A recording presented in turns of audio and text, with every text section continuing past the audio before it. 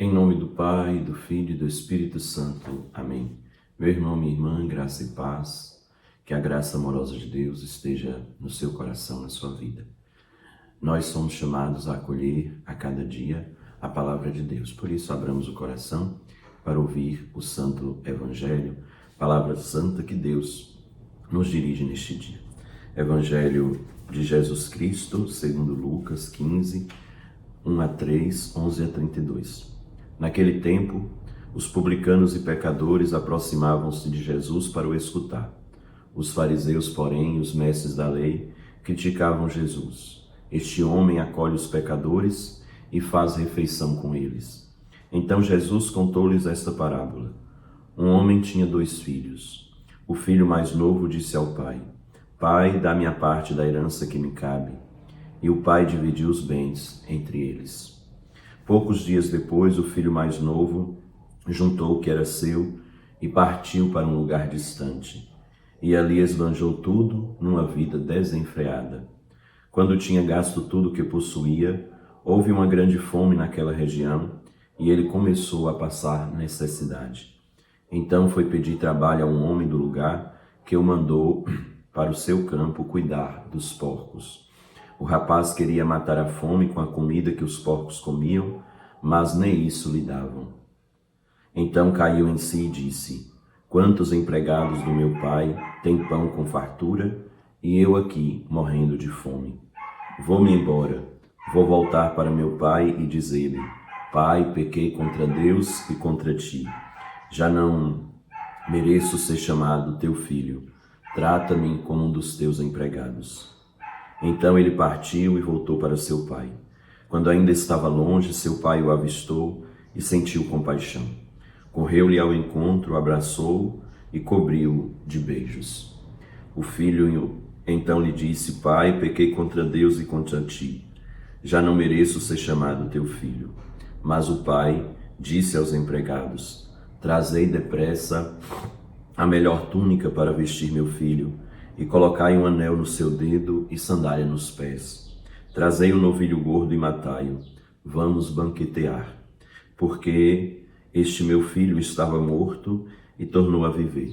Estava perdido e foi encontrado. E começaram a festa. O filho mais velho estava no campo. Ao voltar, já perto de casa, ouviu música e barulho de dança. Então chamou um dos criados e perguntou o que estava acontecendo. O criado respondeu: É teu irmão que voltou. Teu pai matou o novilho gordo porque o recuperou com saúde. Mas ele ficou com raiva e não queria entrar. O pai, saindo, insistia com ele. Ele, porém, respondeu: Eu trabalho para ti tantos anos. Jamais desobedeci a qualquer ordem tua. E tu nunca me destes um cabrito para eu festejar com meus amigos. Quando chega esse teu filho, que esbanjou teus bens com prostitutas, matas para ele o novilho cevado. Então o pai lhe disse: Filho, tu estás sempre comigo, e tudo o que é meu é teu. Mas era preciso festejar e alegrar-nos, porque este teu irmão estava morto e tornou a viver. Estava perdido e foi encontrado. Palavra da salvação. Glória a vós, Senhor. Queridos irmãos e irmãs, a parábola que nós acabamos de ouvir, ela é uma resposta ao questionamento que é feito pelos mestres da lei e os fariseus, que criticavam Jesus porque ele acolhia os pecadores.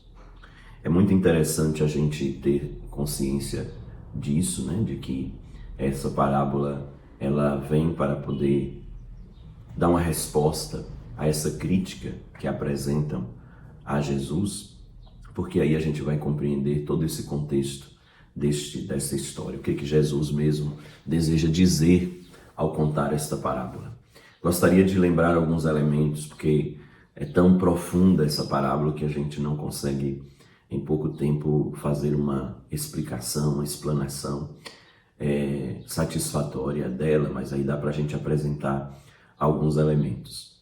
O primeiro elemento que eu gostaria de suscitar é que a personagem principal desse evangelho é o Pai, que representa o Pai das misericórdias. Porque ele é que tem uma atitude sublime diante das realidades que são apresentadas neste evangelho. Depois, uma outra característica interessante é que esse pai é um pai que educa para a liberdade, para a responsabilidade. Quando o filho mais novo lhe pede a herança, ele parte essa herança, ele entrega a herança para o filho.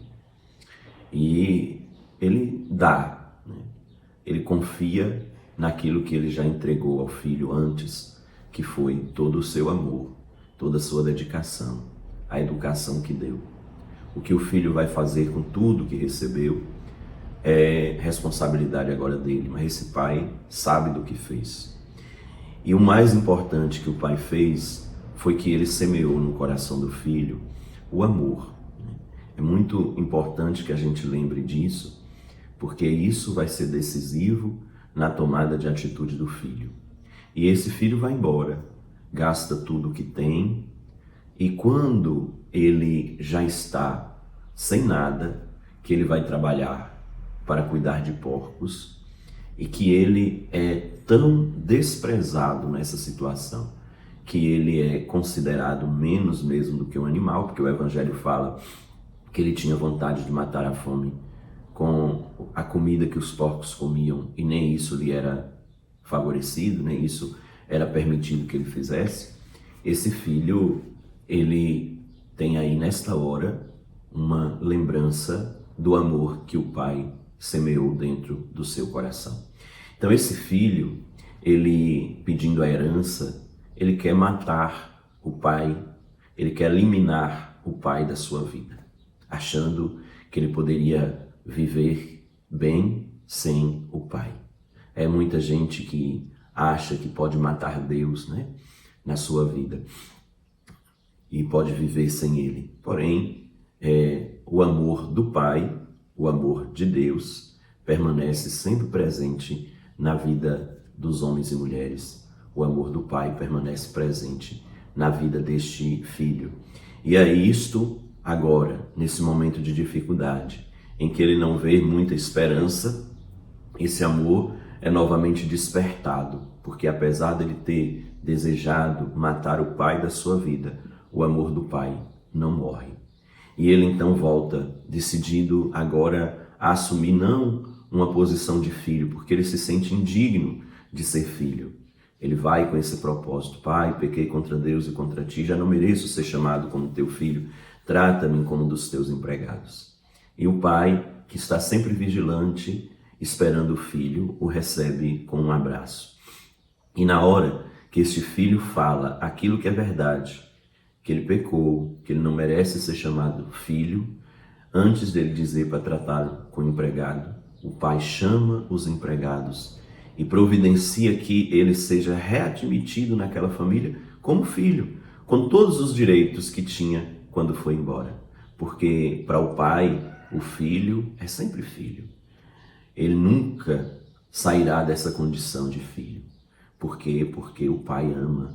E esse amor que foi despertado no filho, agora faz com que também esse filho possa assumir de verdade a sua condição dentro da família, de filho, diante de um pai que ama e de um filho que se sente amado e que é chamado a responder a esse amor com amor.